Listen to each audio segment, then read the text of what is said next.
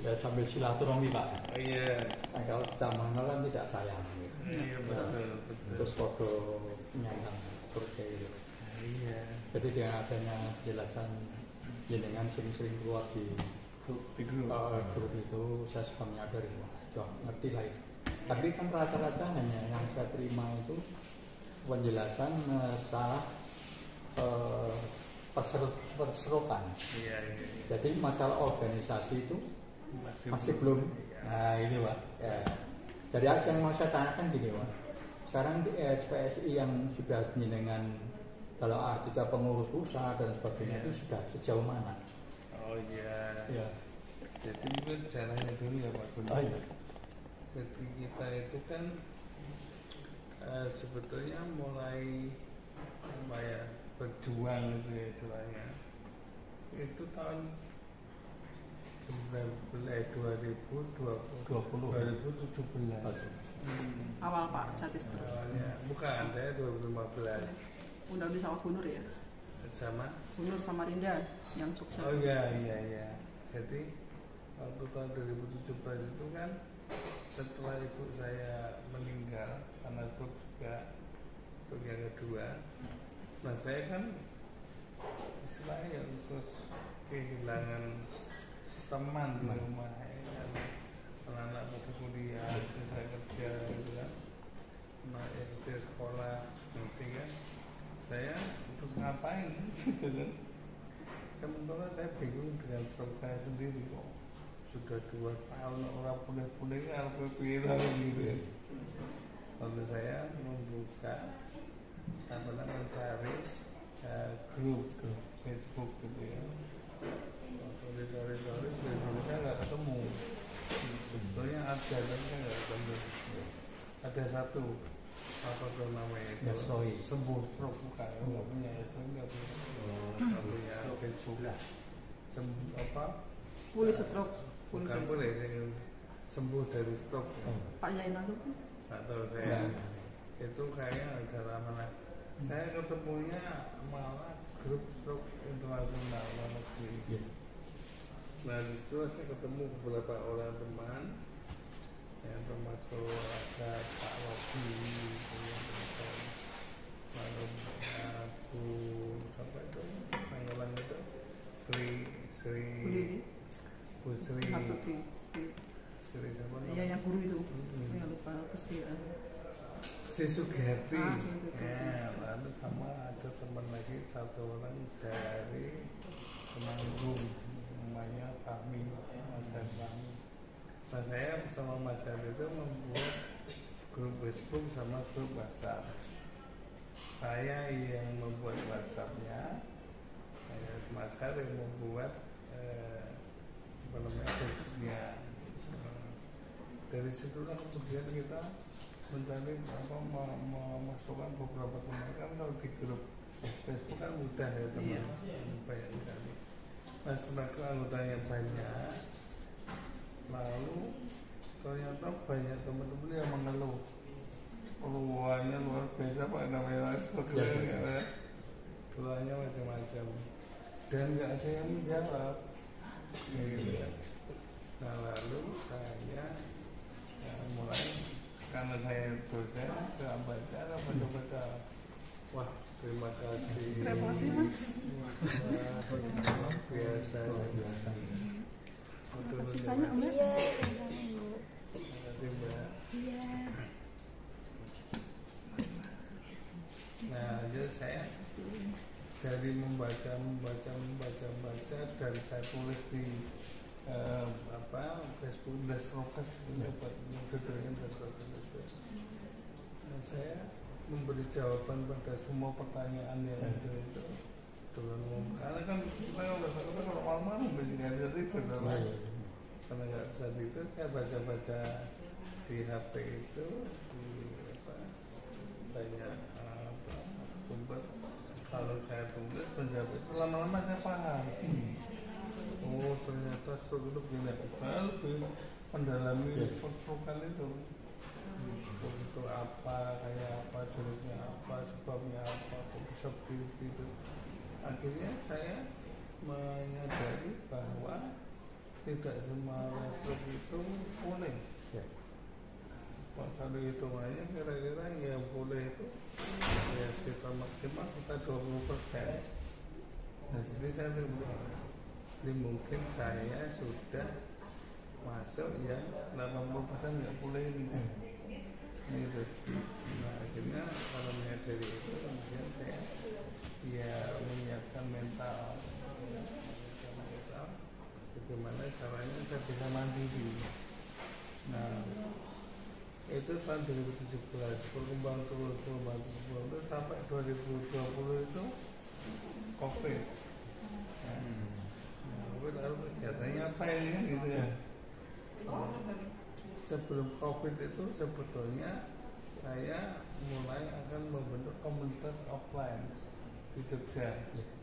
Itu beberapa orang saya bentuk. Pertemuan pertama langsung berikutnya COVID harus berhenti. Nah tahun 2020 itu kemudian bulan Agustus saya membuat kegiatan online. Kalau saya di rumah nggak bisa apa-apa, saya online.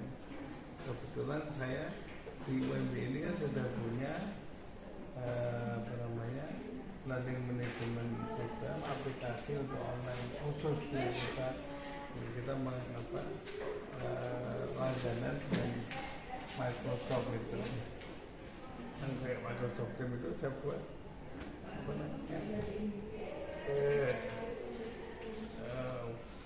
buat webinar istilahnya. Nah itu saya Indonesia setiap hari Minggu. Jadi Minggu itu kalau kita mulai dari jam 10 sampai jam 12 kita mengadakan itu. Saya panggil dokter yang undang dokter, psikolog, gitu kan, kemudian apoteker, kemudian pengusaha, macam-macam itu, ahli gizi termasuk saya ketemu fisioterapis. Ada 2 fisioterapis waktu itu, 3 malahan, tapi yang aktif waktu itu masih 2. Ada Mas Bara dari Tangerang, sama Mas Iman dari Jakarta. Nah itu saya minta ngisi 2 minggu sekali menjelaskan bagaimana kita itu harus membenahi rumput kita itu. Nah dari situ kemudian saya semakin tahu banyak bahwa ada banyak yang saya lakukan keliru. Alfian-alfiannya ini nggak benar ini kan gitu. Misalnya banyak teman-teman yang kan ini kalau latihan itu pada angkat barbel menarik karaan itu. Nah ini ada yang nggak penariknya kan begini. Ini kan semakin parah ini. Tapi lurus. Nah mestinya kan begini Pak. Iya lurus. Mestinya naik. Iya. Jadi istilahnya itu apa?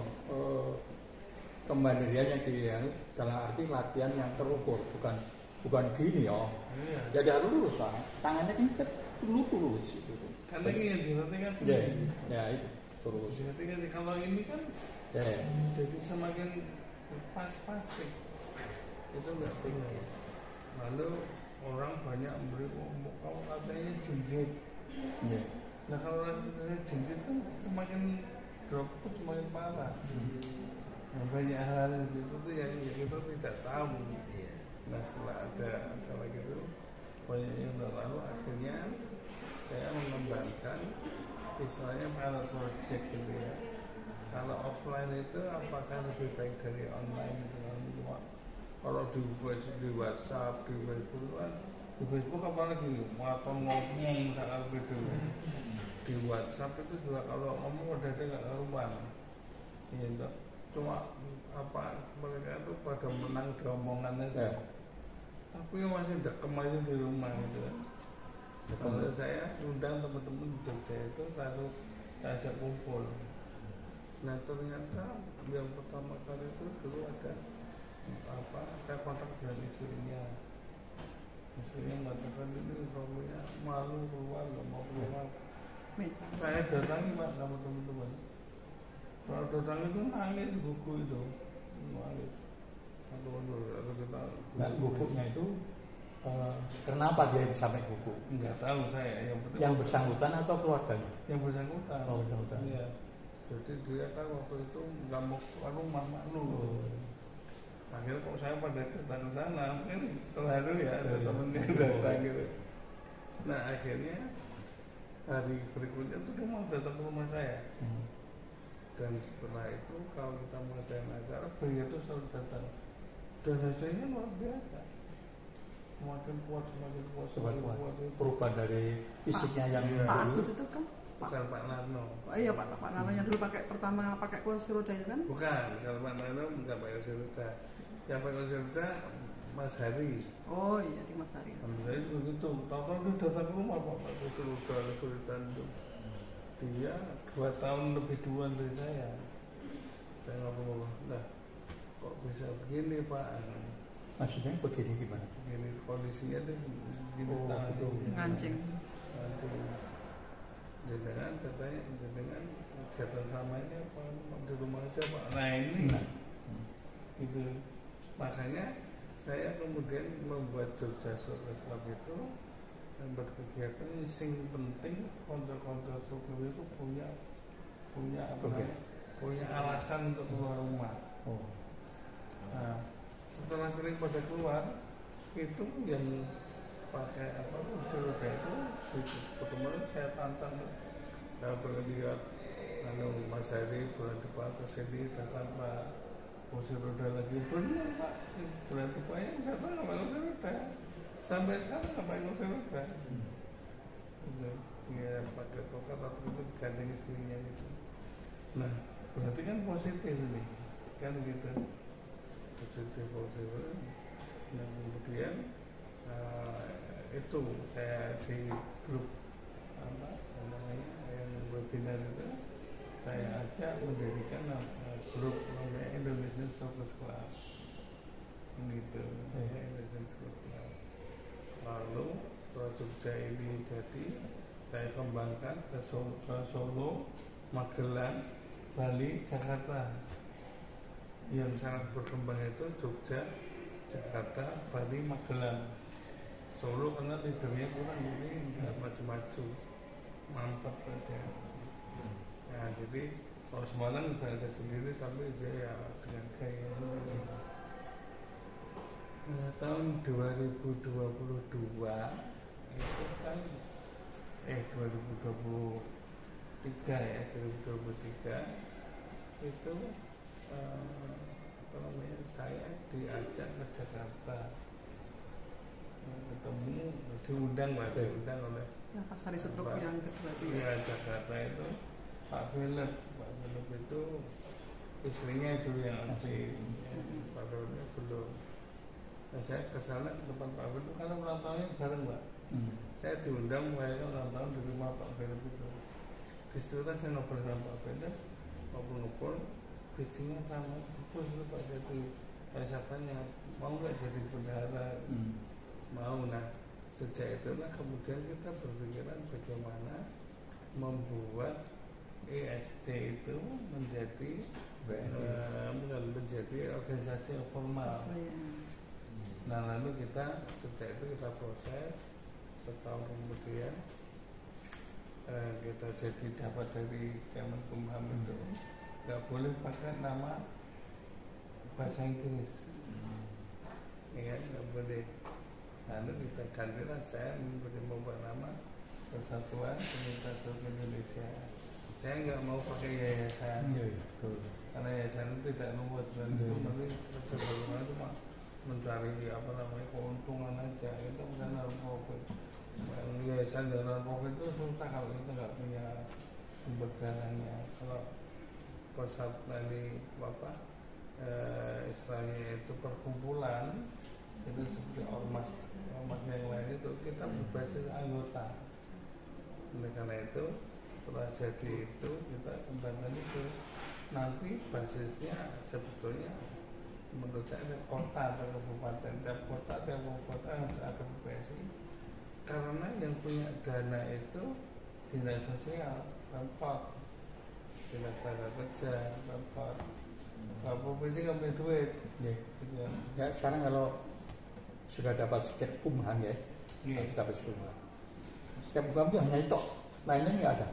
Apa namanya Bang? Lainnya artinya ada anggaran dasar. Nah, kalau nggak ada anggaran anggaran dasar kan nggak bisa dapatkan kemenkumuhan. Jadi pertama kan kita punya AD/ART. ya ada sih. Lalu kita ke notaris. Ya. Ada di notaris, setelah atau notaris dibawa ke Kemenkumham.